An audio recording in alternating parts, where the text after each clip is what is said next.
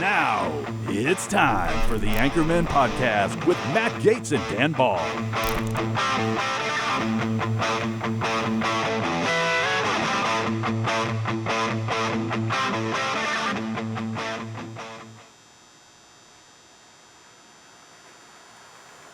Welcome back to the Anchormen Show. I'm Matt Gaetz, host of the Matt Gaetz Show on One American News. And one of the things we love to do on this platform is highlight the exceptional journalism that happens at One American News. I spent most of my time in public life as a legislator, a lawmaker, so it's been great to be a journalist.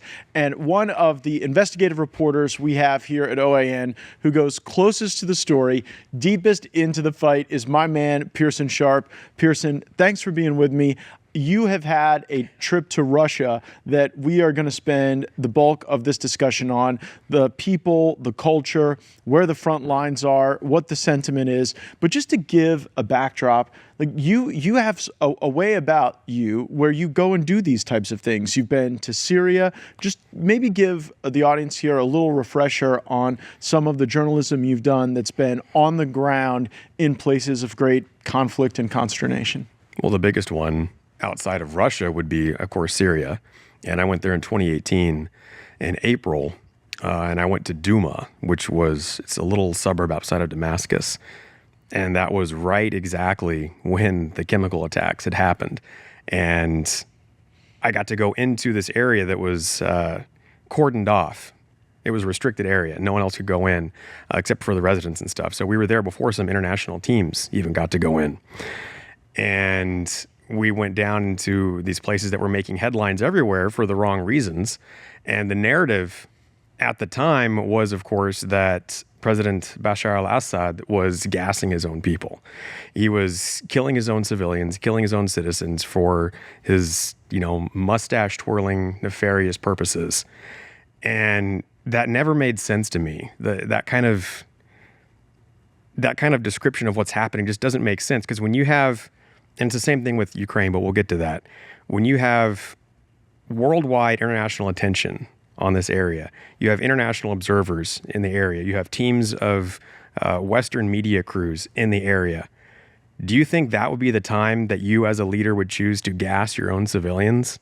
Like, right on the brink of having an international treaty where you can end the war and things are calming down and you're starting to get along with other Western leaders and President Trump is maybe opening a dialogue. Like, nah, this is the time that I want to gas my people. Like, it didn't make any sense. And so you decide to go there, and what's the evidence you're looking for to prove or disprove this theory? Well, you go there to where they say that it happened and you just start asking questions. It's as simple as that. You talk to the people who were supposedly involved. You go to the place that it happened and you look for evidence of what they're saying happened. And that's just like a whole throwback version of journalism. You're like Clark Kent and Lois Lane and Jimmy at the Daily Planet going to the story. And now journalism has been reduced to tweets and responses and mere commentary on the stories generated by others. It's like the most basic thing you can do is to go there and ask questions. And people afterwards have always talked, wow, I can't believe you went back there and you did. And it's like, it's the simplest thing. You buy a ticket and you go. Well, and that you just do it. Well, and so that spirit of really, I think, proactive journalism is what you've displayed recently in your trip to Russia. And I'm so excited to get into it. Start with, how does this opportunity present itself where you get the opportunity to go and tell this story? Well, so it's kind of a long story. But over the years of doing reporting over there, or reporting about the Ukrainian conflict, I've made contacts in the area, and I think in March, one of them reached out to me and said that they were putting together a team of journalists, international journalists, to go over there and look at this area and just see for yourself what's happening. And that sounded really interesting to me. See, to me, that sounds like hit up a few museums, maybe like a tea house. Well, no. 5-star hotel. Yeah. Room service, some really good borscht. But that is not the experience you had. That's not my cup of tea. I wanted to go over see what was actually happening in these areas. So people had picked up that you were interested in this story, that you'd been following it. You get this invitation. Where do you show up? Who are you talking with? Who is helping to coordinate some of these interactions? So there was an international team, and there was a team that was working with some state agencies, but they were independent. So the Russians knew you were there? Yes. Okay, Yeah, so absolutely. the Russians are aware you're there. Yes. They know you're there. Well, you have to kind of get permission to go into some of these places. Well, sure. I mean, the American government knows when a foreign journalist who isn't a citizen of the country comes here for the purpose of reporting. So, right. But I never had any forward-facing interactions with government officials. It was never Ivan Ivanovsky of the State Which, by the Bureau. way, is something I'm here to deeply criticize Russia over. Vladimir Putin, you should have allowed Pearson Sharp to interview you, and you are wrong for not granting Pearson his interview request. Lavrov, you're wrong about it. You're all cowards for not standing before Pearson's questions. But anyway, so you're there. What are some of the first scenes you're seeing? Your first perspective on this place that the Western media has been telling you is crippled as a consequence of the war? Well, we land in Moscow, and I mean, right away, the picture is different from what we've been told. And I saw this subsequent times throughout my entire trip. The idea was reinforced that the sanctions and the impact that they're supposedly having is not nearly what we've been led to believe. Life over there seems almost idyllic until you get to right where the actual war zone is happening. But, the average Russian day, Dmitry Dmitriev over there is having a pretty good time most of the time. And what do they do most of the day?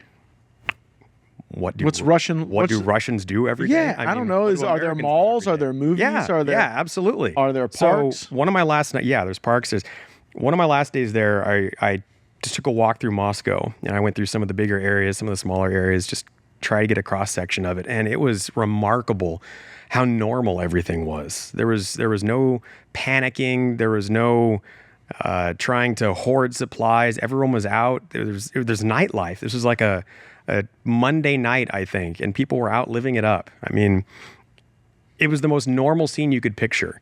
Safe, clean, people were happy, having a good time. It looked like downtown New York. It was just such a stark contrast. As you're watching that, does it feel like the war sits over the culture in any way? Absolutely not. No, you don't get a sense that there's anything like a war happening. Do people seem embattled? No, it's very normal. Do people seem scared? No. And when you ask them about, how they feel about it, they're bothered that there's a war. They don't want to be fighting like anybody would, but the sanctions haven't impacted their lives. So there's a theory I've seen posited that the sanctions regime actually was a form of economic nationalism that helped Russia. Yes. They had these oligarchs 100%. that were spilling 100%. Money all over the world, and when their yachts and townhouses and mansions were seized or under threat of seizure, they took the cash that they had and they brought it back to Russia and started developing vertical residential. Yeah. They started making investments in Russian factories and manufacturing. There's so much renovation. And so I'm sitting there thinking, did the sanctions against Russia have like a similar effect to Trump's tariffs? No, they hurt us. Like Trump's tariffs were about giving Americans and American businesses all the incentive in the world to reinvest in our own people. And for like a tax structure, not like a seizure structure. But by the way, what is seizing the assets of Russian oligarchs if not a tax? Yeah. I guess it's like a war tax that we put on their elite. And I remember being in Congress and people bringing us into these strategy meetings and saying, so if we put these sanctions on and squeeze these oligarchs, if we fund domestic spending by reappropriating the assets of some Russians that had New York penthouses, then they will put pressure on Putin. See, they won't want to be poor again. They've been poor, and they'll put pressure on Putin. Not the way it works. Instead, they brought their money back to Russia, and they, from my perspective, are doing some of the economic nationalism things. Look, and I'm glad you brought this up. That was one of the biggest things I noticed there, is it seems like we shot ourselves in the foot. Because before, where there would have been American cars, and you still see some American cars over there, but it's few and far between, all the cars you see are Chinese. They just gave a big boost. These sanctions gave a big boost to the Chinese manufacturing industry because everything they're buying now is Chinese cars wall to wall. And I was just driving around thinking like, well, America, we lost Taiwan, but at least we saved the Donbas region. Yeah. I mean, but it's like they could be driving American cars, but instead they're driving Chinese cars. Who did that If help? they were the same, because I want to really get into the culture question, because it's what a lot of the arguments you've been making since you've returned have come back to. But like if your average Russian family for the same price could have a comparable Chinese car or a comparable American car, what would they choose? I couldn't say with certainty, but my feeling would be they'd choose American because they have a fetish for American stuff over there. Absolutely. And like Were they listening to Chinese music? No. Were they listening to American music? It was American music. Were they wearing Chinese there's a lot clothes? of Russian music, but well, I didn't check the tags, but you know. Yeah, but I mean like traditional Chinese car. Like, No, I mean they want to wear American style, everything. But like, for example, they used to have Uber over there, and people would use Uber. Uber got pulled out of the country with all the sanctions and stuff, so now they have something called Yandex. Operates basically the same thing. So we swapped one American company for a Russian company. That doesn't help us. Then I'm sure there's a lot more examples. But That's a terrific example. they have Starbucks pulled out of the country. And so instead of Starbucks, they now have Stars Coffee with the exact same logo. And I've got a picture of it. I'll see if we can put it up later. Unbelievable. So I'm sure there's tons of examples like that, but that's not hurting them. That's helping them because they're becoming independent. And I think Putin even commented on that. He said that these sanctions have been the greatest gift to Russia that Trump could have given us or that Biden could have given us because now they're producing their own things. Well, yeah, and I don't think Trump owns that because as you look at how Trump has tried to end this war, it all leads to economic cooperation. My sources tell me that a lot of this discussion in Alaska centered around what the world looks like if the United States and Russia are cooperating on things like energy, like the Arctic, like global shipping generally, fighting radical Islamic extremism, which still exists in some places and has to be dealt with one way or another. And, as you went to Russia, as you talked to the people there, would you sense any resistance to that among the body politic? Or if we lived in a new world order that was driven by patriots investing in their own country, economic nationalism, and then cooperation between Russia and the United States, could that be something mutually aspired to? You're asking if the Russians that I talked to would want to cooperate with the U.S.? Sure. Absolutely. Well, because sometimes like in a war, like I That's would all get they it. wanna do. I would get it if the answer was you guys have been giving a bunch of weapons to people that are shooting at us, but they don't and we're have not that really feeling. eager in that type of an economic. They don't have that cooperation. feeling. That blew my mind. I expected that resistance, but it wasn't there. All they want is to cooperate.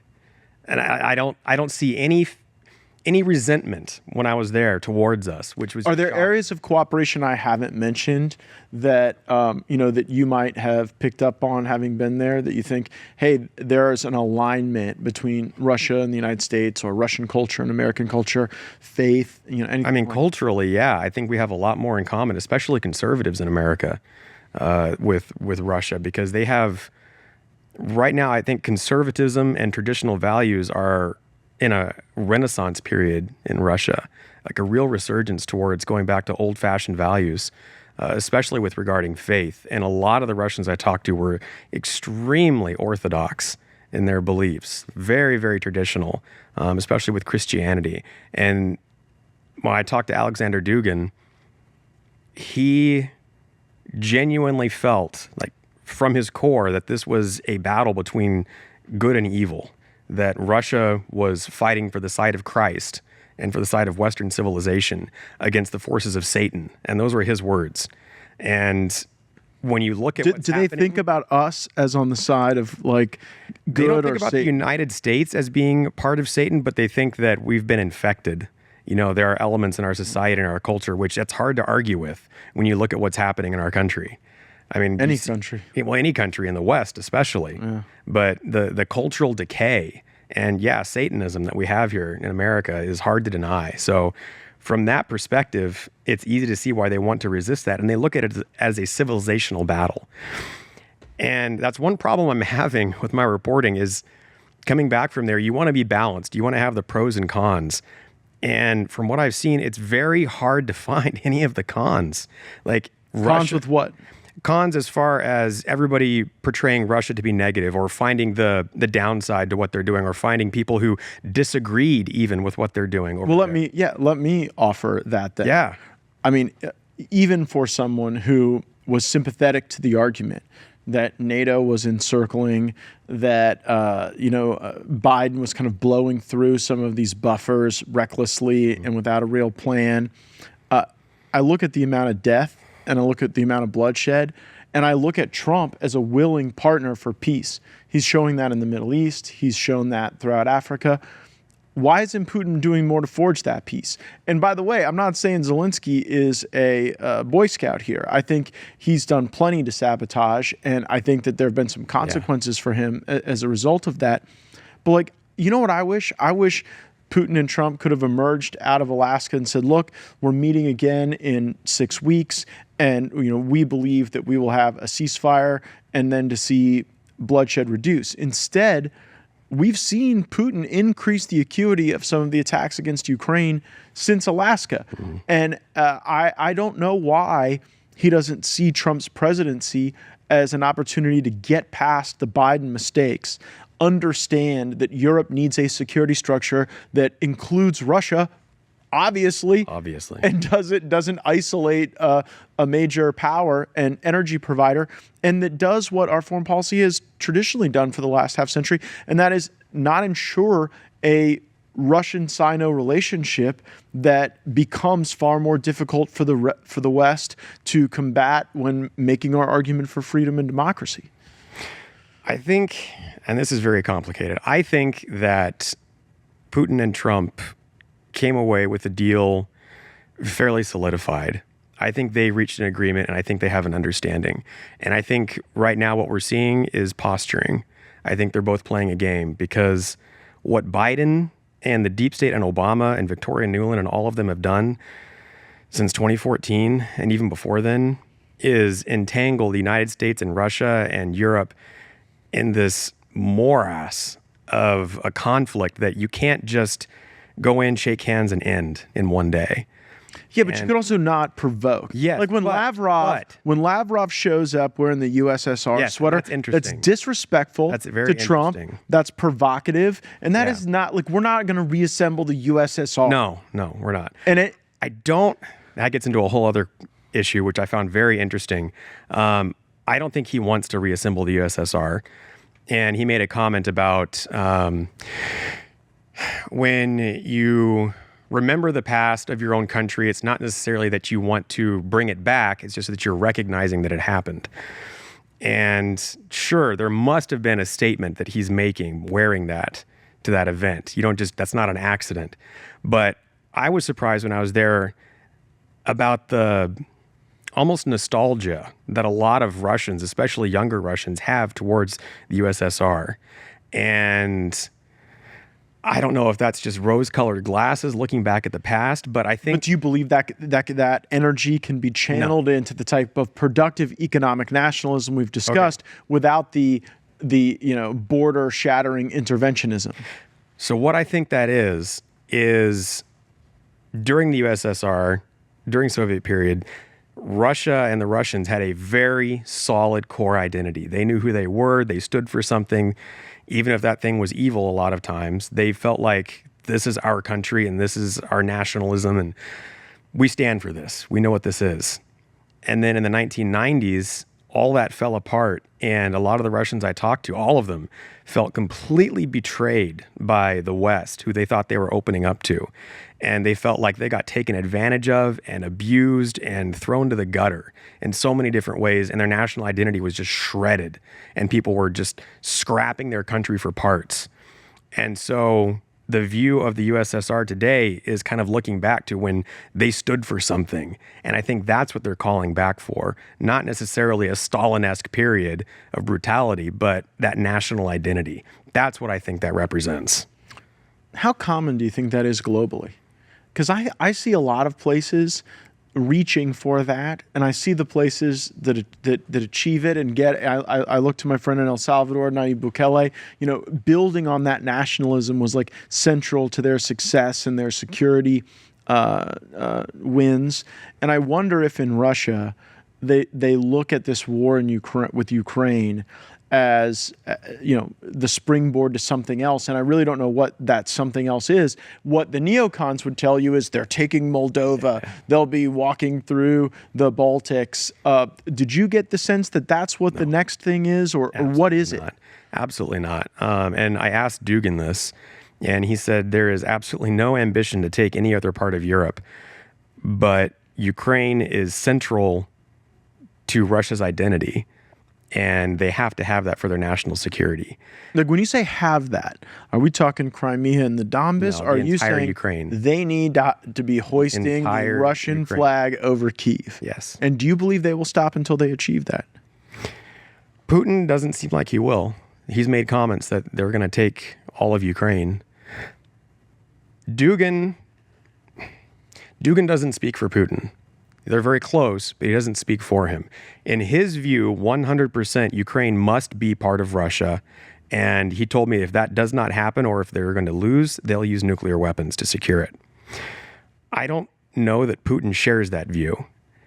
I think Putin is a very shrewd strategist, and I think he's biding his time, and he has shown unbelievable restraint, I think, over the last few years from the provocations of the West. And I try and flip the script, and you would probably get this, but I think a lot of people probably haven't thought of it this way. If Russia and Mexico and Central America created this anti-United States alliance, they were all in on it together, and it was just to oppose the United States. And then in that alliance, Russia started putting a bunch of military operations right on our border with Mexico. And they started carrying out military drills off San Diego's coast. We wouldn't stand for that. That wouldn't be tolerated. But that's exactly what we're doing to Russia. That's exactly what NATO is doing to Russia. Like, NATO was created to oppose Russia. I long have believed that we should have offered Russia NATO membership. Yeah, absolutely. Because really, if NATO was always just going to be about threat constructing Russia, then some war between NATO and Russia was always inevitable.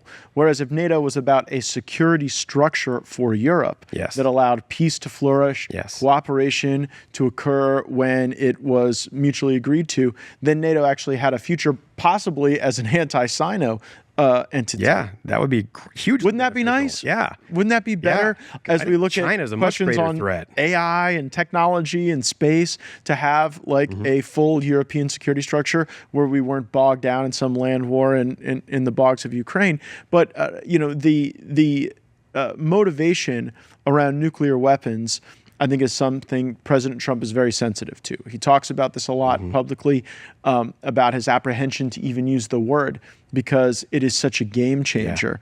What you just said is like definitely the promo clip of the show, right? You saying that you went to Russia, you had this meeting, there's someone who is actively talking about the use of nuclear weapons.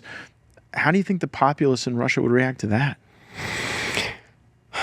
Nobody wants a nuclear war. Nobody does. But the Russians that I talk to, like I said, view this as a do or die situation. Like, why? Can't Ukraine be like, can't Ukraine be a country with a capital in Kyiv that looks westward, and people in Russia go about their lives in their nightclubs on Monday night, just like always? They don't view Ukraine as being a country, as being a real country. Like, a lot of the Russians that actually every Russian that I talked to said that Ukraine is not a real country. Like, do they feel the same way about Moldova? No, I'm not entirely sure Moldova's a real country. Well, yeah, I mean, that argument could be made, but no one's talking about that. They're talking about Ukraine specifically. Right, but the domino theory is one the neocons present. Yes, but no one ever mentioned anything past Ukraine. Nobody was like Ukraine and then the rest of it. No. And specifically when I asked Dugin about that, he's like, no, it begins and ends with Ukraine. This is part of Russia's identity. We have to have this. And I think that was part of it's a viewpoint of national security, because they have been encroached upon so many times, and they view Ukraine at this point as kind of a cancer because it keeps attacking them. and it's been left open to these anti-Russian leaders who are using it as an excuse to attack Russia. And so they want to secure that. And I asked him, well, what if you get a guarantee that there is a neutral leader in Kiev and you can keep the eastern Ukraine and Crimea? Yeah, but what business do we have guaranteeing what kind of leader is going to be in Ukraine? Hypothetical. Yeah. Would that satisfy Russia?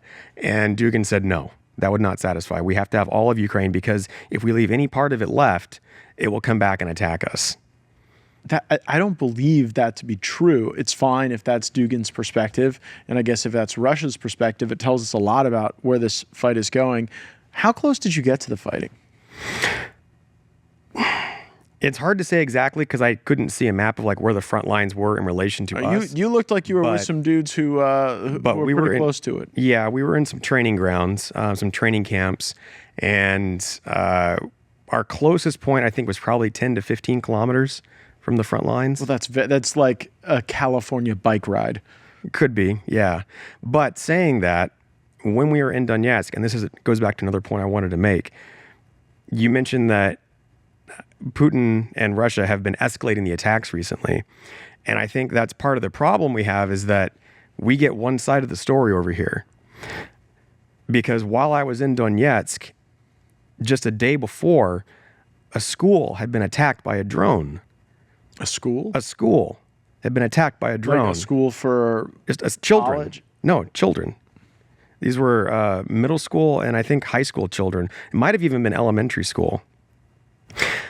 But the atrocious part about that is if you fly a bomber over a city and you drop bombs on it, you can't guarantee where the bombs are going. But if you're flying a drone, you direct it where to go. You know exactly what you're hitting when you hit that target. So the Ukrainians targeted a school. And do you think that's not being reported for a military purpose? Well, no, there's no military targets in the area, none whatsoever. Were the military generals hiding in the school cafeteria? No, I mean, I didn't check under the desks, but was that the allegation around those attacks? The point is that wasn't reported. You hadn't heard about that. No. We don't get that story here in the West, that Ukraine is attacking the civilian areas. And I saw apartment buildings. I was there. And I saw apartment buildings that were bombed by Ukraine. And I talked to people who had been bombed by the Ukrainians. And they told me this. So this was not something that you hear over here. The other thing was recently it made the news that Russia flew some jets into NATO territory and didn't turn their transponders on. And why would they do that if they weren't provoking? We do that all the time. The U.S., NATO flies planes into Russian airspace all the time. And we don't turn our transponders on. But that never makes the headlines. So it's like you only get one side of the story. I'm not trying to be a Russian apologist, but these are facts you have to look at when you're trying to determine who's right and who's wrong. What do you think the status of free speech and journalism are in Russia today? That's a good question. I asked quite a few people that. The last couple of days I was there, we went to this World Youth Festival, which was held in Nizhny Novgorod. And I think there were 3,000 or 4,000 people there. And there were youths being from, I think, mostly college. I'd say mostly college-age people who were there. But from everywhere. I saw lots of Africans, lots of Chinese, all over the world they were there. It was a sort of an international cooperation kind of event. And I got a chance to talk to a lot of Russians who were there. And I asked them specifically how you feel about free speech in Russia and in journalism. And most of them, I'd say probably 75%, believed in free speech in Russia and thought that it was an open platform and that you could... I don't think we'd hit 75% in the United States. Yeah, look at Putin's numbers. He's doing pretty good over there. Well, it certainly helps when you constrain free speech and execute your political opponents. So, to that point, that's what the people there said. They thought that it was free. I had one guy who vehemently denied that there was free journalism in Russia, and he thought that it was absolutely being constrained. And I asked him on a whim where he gets his news, if he thinks that Russian news is untrustworthy. And he said The Guardian, BBC, and CNN. He said those were his sources.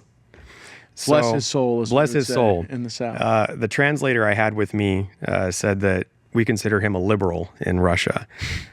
So apparently there is the same distinction between liberals and conservatives. But he was there, able he was there. Publish. Yes, yes, exactly. He was there, and he was able to criticize Putin and the regime, as he called it, on air freely without worry about being arrested. Interestingly, I think that he was actually the person who then reported me to the authorities there at the festival for agitating people and causing problems and asking inappropriate questions at a youth festival. You got reported at a youth festival and so for being an agitator? And then I had police following me around, interrupting different interviews that I tried to do. And the police were like, look, we don't have a problem with you. We think you're fine, but you keep getting reported. So I the first time they came up and talked to me, and they had my picture. They knew who I was. They were looking for me. And so they stopped me and were like, okay, yeah, you can't be doing this. They had to get a translator to tell me what they were saying because they didn't speak English. And this girl... That could have ended very poorly for you. Yeah, you could have. But they were very nice. But they said, look, we appreciate what you're doing, but you can't do that here. So please just go off and do it somewhere else. And so I was talking with the girl, and she spoke English very well, and she was Russian. So I was like, well, would you care to be interviewed? And she said, yes. So we went someplace where no one else would see, like the corner of this conference hall. No one around us whatsoever, no one to overhear us. And so I started interviewing her, and the police came over about 5 minutes later and was like, someone reported you. You've been, asking these questions about the war and Ukraine and everything else, and it's upsetting people. I'm like, who? Who could have done that? Well, but doesn't that create sort of an uncomfortable dynamic for a journalist? I mean, you're a well-known American journalist, but if you were an upstart Russian journalist, the police are saying your questions upset people, that doesn't really sound like freedom of the press to me. It doesn't, but I think it was that guy. I'm pretty sure it was that one guy, and he was reporting me. He sounds very powerful. Well, he was one of the organizers of the event, it turns out. Okay, so there it is an imperfect dynamic there. You have mentioned on my daily show and a little bit here this intersection of faith as a real building block for cultural cooperation. Mm-hmm. What's the status of the church in Russia?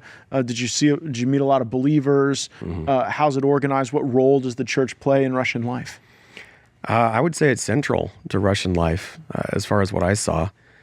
Everyone that I talked to, I was very surprised by this. Everyone from the people in the villages to especially the soldiers, which maybe is not that surprising, were very Orthodox, very, very Orthodox, and profess their faith. And that seems to be one of the core tenets of why they're involved in this conflict to begin with, is that they, like I said, they feel that this is part of their civilization and they're defending their faith. Against I've Western really decay. Yeah, I mean, I've never really heard this described from the Russian standpoint as a holy war, but you think that energy is somewhere down in there. That seems to be at least one of the aspects of this war for them, because they believe their faith and Christianity is under assault from the West. And I mean, you look at what's happening to Christians in America, you look at the media, you look at everything that we're putting out, it's very anti-Christian. And so it's not hard for them to... Just seems like killing people in eastern Ukraine is a weird way to work that out. They don't want to do that. They feel like they're being forced to defend themselves. This is not a war of aggression. This is a war of defense. And again, I'm not apologizing or justifying it. I'm explaining their position. Yeah, this is not my position. I have to make that clear because... I mean, I sent you the article today. I am a Russian propagandist. Yes, well, that's what I want to talk about next. You've gone and done this journalism. You've had this access and exposure to life in Russia that's going to be really valuable to our viewers here on One American News. And the Kyiv Independent puts out a hit piece on you and says you have been used by Russia. They have used you. I'm a pawn. Right. Well, that must have been how Vladimir Putin got a bunch of people in Wisconsin to vote for Donald Trump in 2016. Exactly. Yeah. Yes. So what is it like to be used by the Russian government in this way? Well, I'm still waiting for the paycheck. Right. I'm still waiting for the rubles. Those would be nice. If I'm going to be a pawn, I'd like to get paid for it. But it's part of the war of propaganda. You can't... But to be clear, we just have to do some threshold stuff. Yeah. Did anyone tell you what to report? No, absolutely. Other than when you were at an event where the organizer moved you around a little bit, did you have any government officials tell you that you couldn't talk to someone, that you couldn't use some of the information None that you got? whatsoever. No, I never had anyone tell me anything that I could do or not do. And when we went to these areas, it was free reign. I could walk over and talk to anyone. I could walk anywhere I wanted to. It wasn't like I had to go on a certain route and follow a prescribed, talk to anyone. You weren't like locked in a room and given access to three people. They specifically told us that. They said, ask them whatever you want, talk to whoever you want. Okay, so with that as the baseline that you drove the reporting on this, what is your reaction to like the Kyiv press saying that Russia has this grand strategy to ensorcel American journalists such as yourself?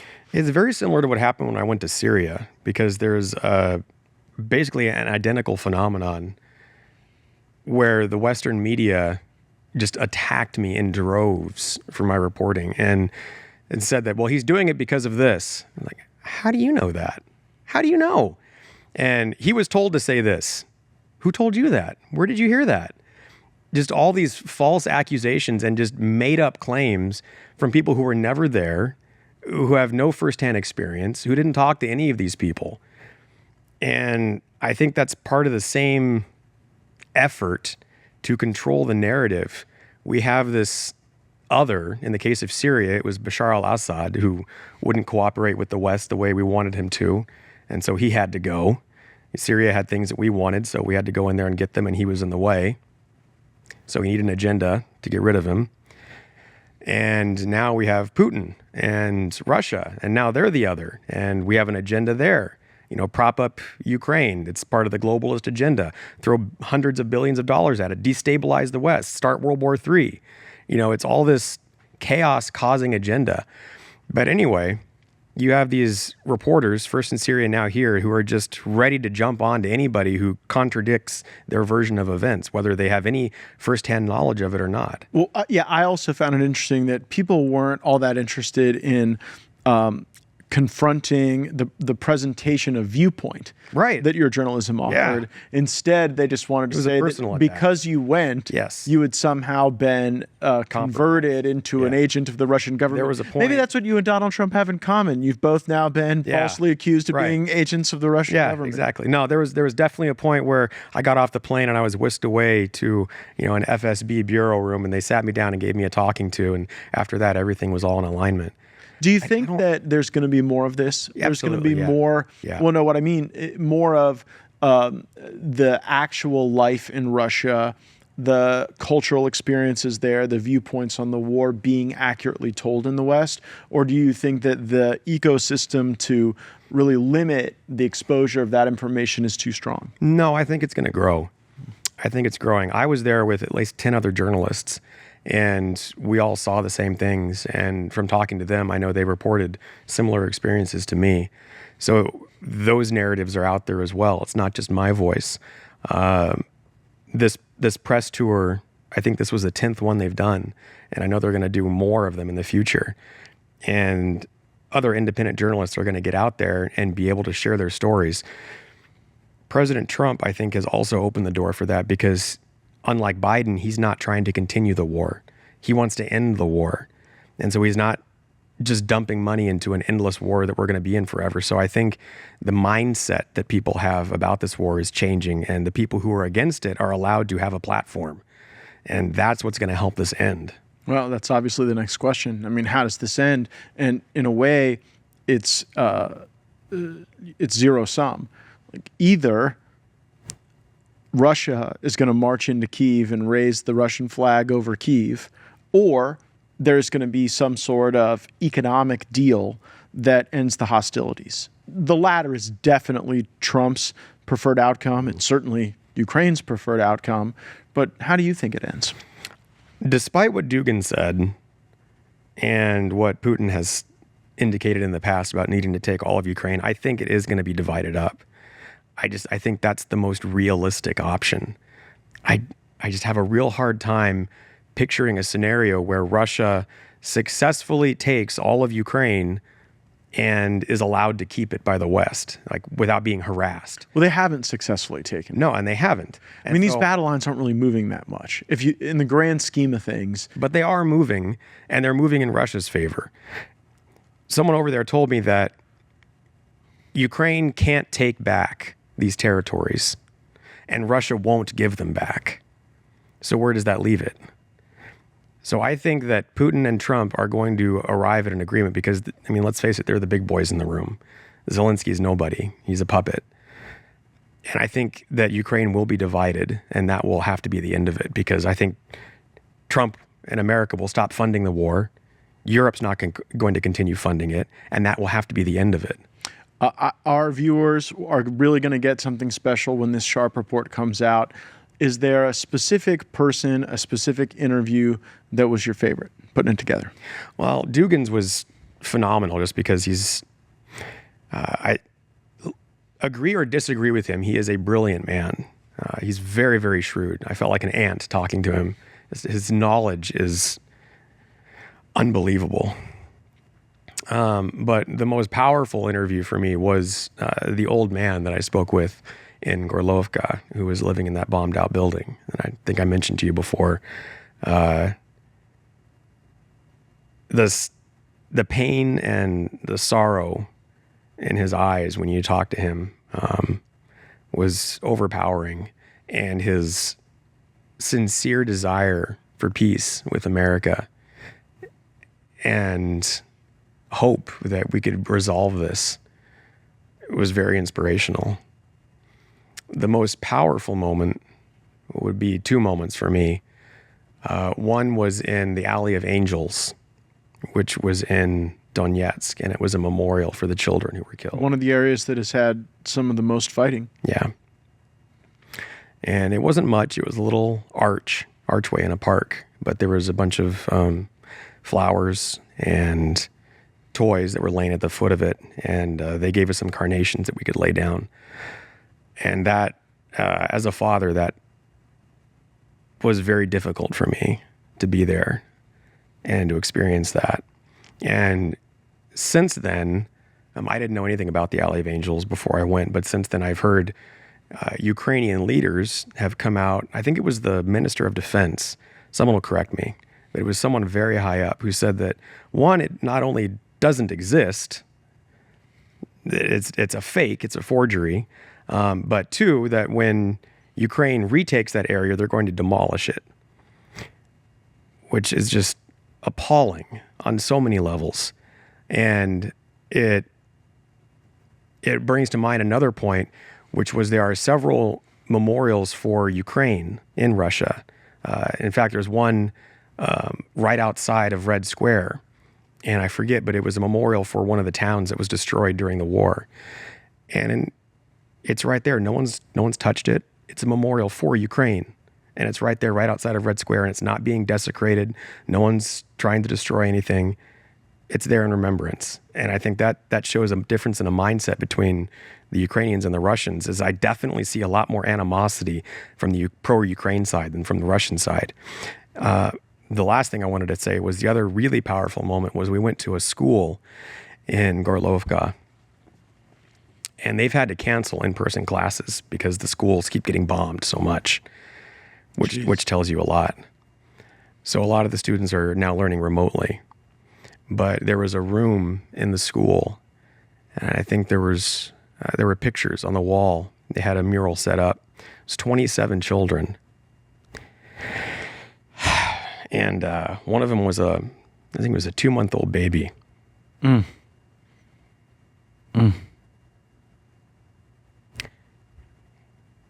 2-month-old baby. And they're hitting the schools. We've heard no explanation as to why the schools would be of any value to hit.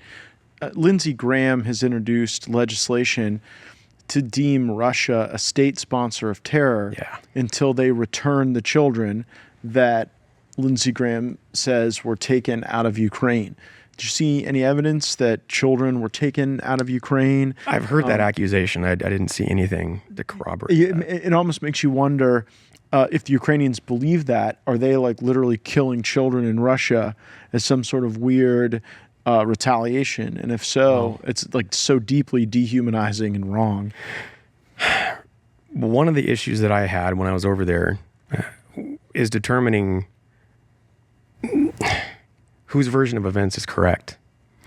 And one of the areas that was most difficult was in Mariupol.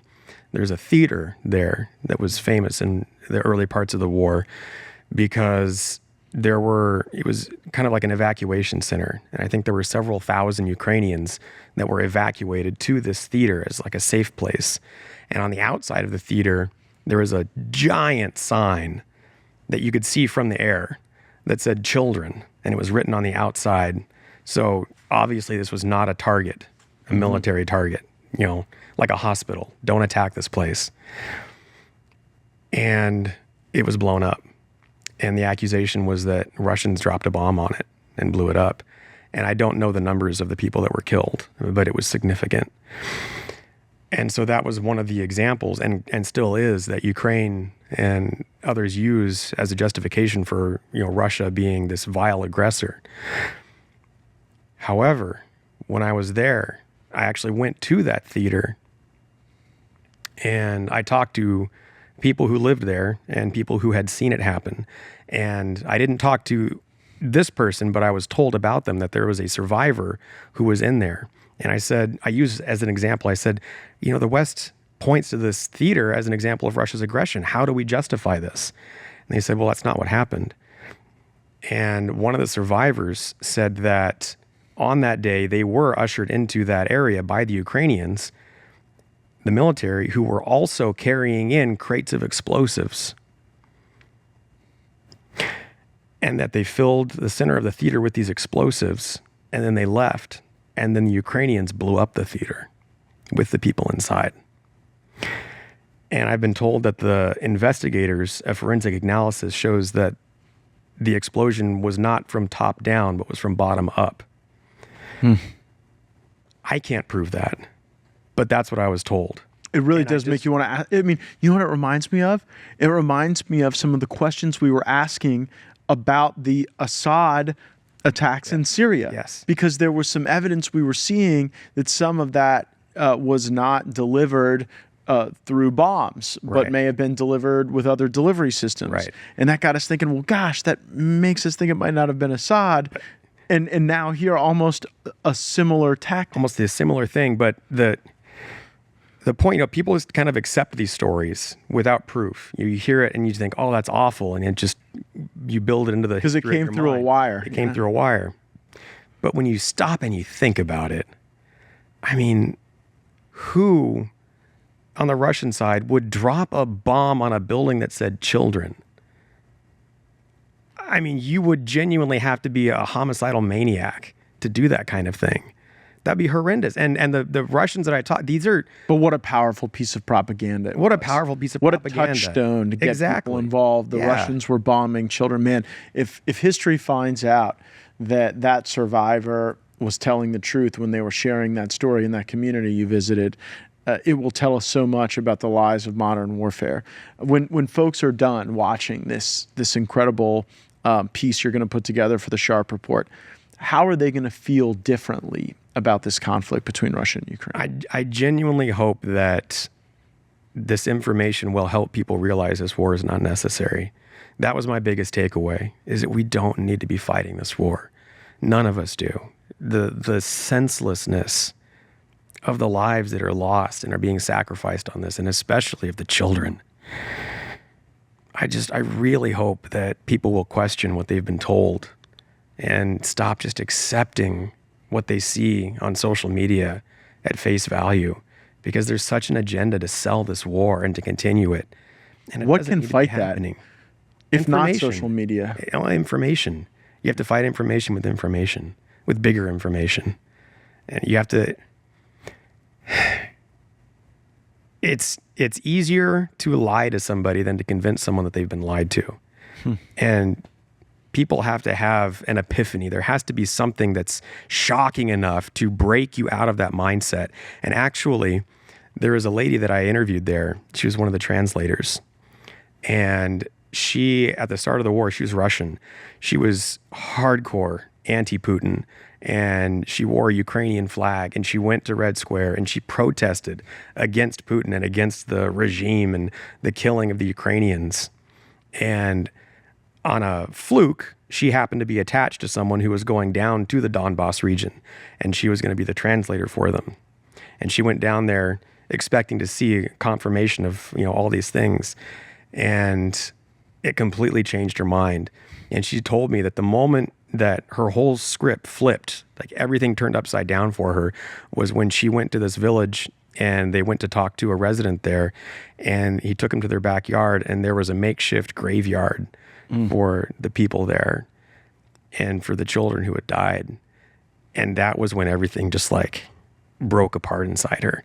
And I think a lot of people need to have that moment before they realize that what they've believed is wrong. You can't just suddenly one day switch your whole belief system. And that's what it is for a lot of people. The people who have Ukrainian flags in their cars, you can't just sit down and talk to them for 10 minutes and change their mind.